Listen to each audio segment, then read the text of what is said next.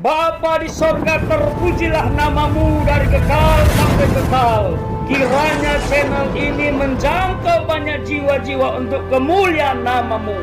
Dan berkatilah setiap orang yang telah mendukung channel ini. Di dalam nama Yesus hambamu berdoa. Amin. Baru saja saya mendapatkan notifikasi YouTube dari saudara saya seiman, yaitu Louis Prastio. Beliau adalah hamba Tuhan, teolog yang suka berapologet. Begitu saya lihat, ternyata beliau mengangkat tentang pelarangan ibadah. Nah, kali ini terjadi di Mojokerto. Padahal kita tahu baru saja terjadi di Cikarang, lalu di Jonggol, Jawa Barat, dan sekarang di Mojokerto. Begitu saya ikuti, wow, saya salut ya. Orang-orang percaya mengalami tekanan dan tantangan untuk menyembah Allahnya seperti itu. Namun sebelumnya kita lihat dulu ya video hambanya Louis Prasetyo. Tempatnya adalah di Desa Ngastemi.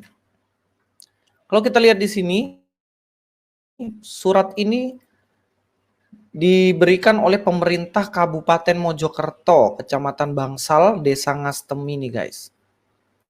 Suratnya ini tahun 2020 ya, sifatnya sangat penting, pemberitahuan ditujukan kepada Ibu Sumarmi di Karangdami. Ya, di kota itu, kota Mojokerto, tapi di kabupatennya ya guys ya. Nah, di sini dikatakan begini suratnya. Dengan hormat diberitahukan kepada Ibu Sumarmi beserta keluarga bahwa berdasarkan hasil musyawarah tingkat desa yang dihadiri oleh kepala desa, perangkat desa, muspika, kepala KUA, ketua MUI Bangsal, umat Kristen. Nah, ini umat Kristen siapa ini ya? Umat Kristennya kok bisa ikut ngelarang Ibu Sumarmi, ini kan aneh nih. Entah ini beneran ada apa enggak. Dan perwakilan umat muslim Desa Ngastemi terkait pembangunan rumah yang saudari lakukan dan atau kegiatan peribadatan bersama Kristen di rumah saudari yang ada di RT 3 Dusun Karangdami, Desa Ngastemi, Bangsal, Mojokerto disampaikan hal-hal sebagai berikut. 1. Apabila maksud pembangunan atau renovasi rumah adalah untuk tempat tinggal hunian, silakan dilanjutkan, namun dilarang, dikasih huruf besar lagi, mendirikan atau mencerminkan karakteristik tempat ibadah Kristen, misalnya adanya salib. Nah sekarang begini loh, kalau misalnya rumah itu terus di orang Kristen ditaruh salib, masa ya nggak boleh, kan aneh nih. Namun apabila maksud pendirian atau renovasi adalah untuk membangun rumah ibadah atau tempat doa atau gereja, nah oke lah kalau gereja, rumah ibadah ini dilarang, oke lah, ya biasalah.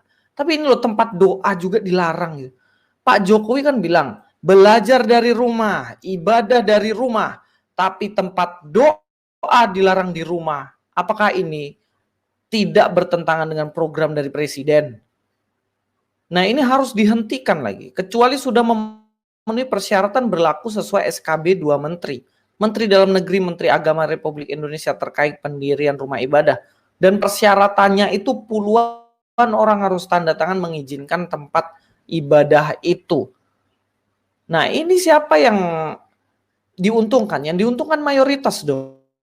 Kenapa kok mayoritas? Ya iya, minoritas jelas dilarang. Misalnya Ibu Ngastemi, desanya Ngastemi, Ibu Sumarmi pergi ke tetangga-tetangganya, minta izin untuk ibadah. Tetangga-tetangganya muslim semua, agama lain semua.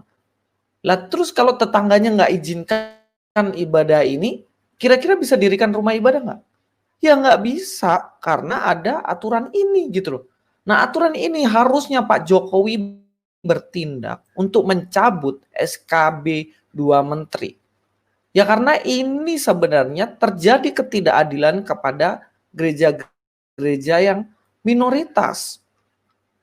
Yang kedua, mengingat aktivitas doa bersama rutin umat Kristen yang dilakukan di rumah saudari Sumarmi menimbulkan keresahan warga masyarakat Dusun Karangdami. Maka untuk selanjutnya dilarang dilakukan ibadah atau doa bersama di rumah saudara Sumarmi yang ada di RT 3 Dusun Karangdami tersebut, agar tercipta suasana harmonis kehidupan antar beragama, khususnya di Dusun Karangdami. Jadi kehidupan harmonis menurut orang-orang ini adalah ketika orang Kristen tidak beribadah. Demikian pemberitahuan atas hasil musyawarah ini disampaikan atas perhatian saudari Sumarmi beserta keluarga, kami sampaikan terima kasih. Mojokerto, ditandatangani Kepala Desa Haji Mustadi SH, tembusannya Kepala Kantor Kementerian Agama Kabupaten Mojokerto. Oh, sudah ada kantor kementerian ya. Camat Bangsal, Kapolsek, dan Ramil Bangsal, Kepala KUA Bangsal, Arsip, dan tanda tangan orang Kristen mana ini? Nggak ada. Jadi musyawarah hanya di dalam golongan mereka, orang Kristen nggak dilibatkan. Coba dipanggil gitu loh, ditanyain. Sungguh sangat disayangkan tindakan seperti ini, saudaraku. Orang Kristen ibadah dilarang. Wow. Lalu dikatakan menimbulkan keresahan. Oh my God. Ini gimana ini? Nggak menggunakan akal sehat menurut saya. Di mana-mana orang Kristen kalau ibadah itu jemaahnya semakin baik, semakin berubah. Jadi artinya memberi manfaat positif bagi orang yang melakukannya.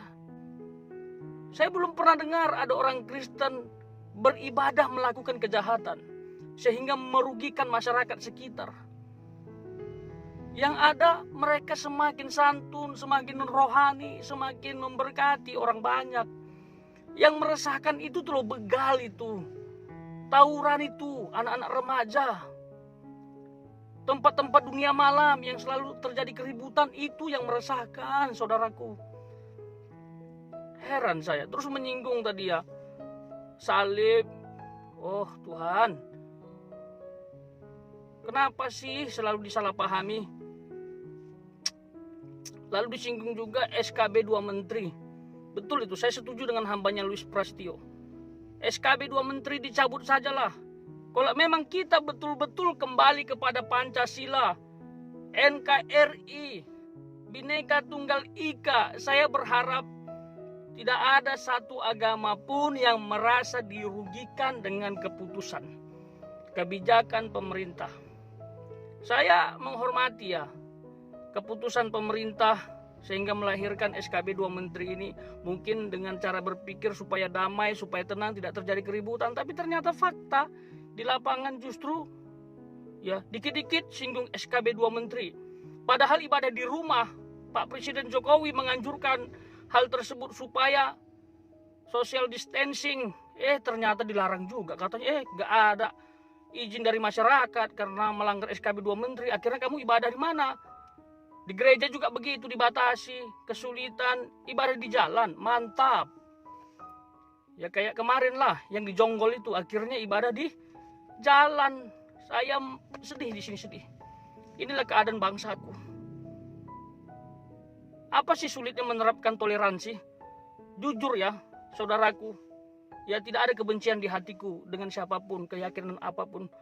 Saya kalau lewat di tempat siapa, melihat orang lain yang beda agama dengan saya dan mereka sedang melakukan ibadah, saya tidak pernah menghina. Saya selalu menempatkan posisi sebagai orang yang harus menjaga toleransi. Bahkan suara yang berisik, yang keras saya dengar, justru itu membuat saya bisa berhenti berbicara, yang mungkin pada saat itu menghidupkan musik, mematikan musik, yang mungkin pada saat itu kendaraan suaranya keras, akhirnya saya pelankan karena ada saudara saya yang sedang beribadah. Saya harus hormati. Saya tidak boleh menyinggung mereka, karena kalau nanti keras suara yang saya timbulkan, mereka terganggu, nggak bisa fokus kepada Allahnya. Itu toleransi. Saya kasih tahu ya, orang Kristen bukanlah orang yang berbahaya.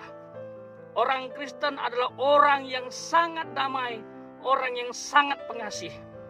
Bahkan kita sering disakiti pun masih bisa mengampuni, memaafkan sesuai dengan perintah Allah yang kami sembah. Jadi kalau orang Kristen ibadah dikatakan meresahkan, itu salah besar. Berpikirlah sehat, saudaraku, dengan cerdas dan menggunakan hati nurani. Apakah saudara mau diperlakukan hal yang sama? Kalau tidak, jangan lakukan hal yang sama kepada saudaramu. Kita satu bangsa, satu negara, satu tanah air, harus menjaga toleransi. Merdeka!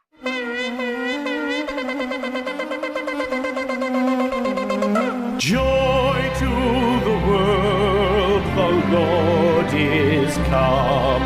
Let earth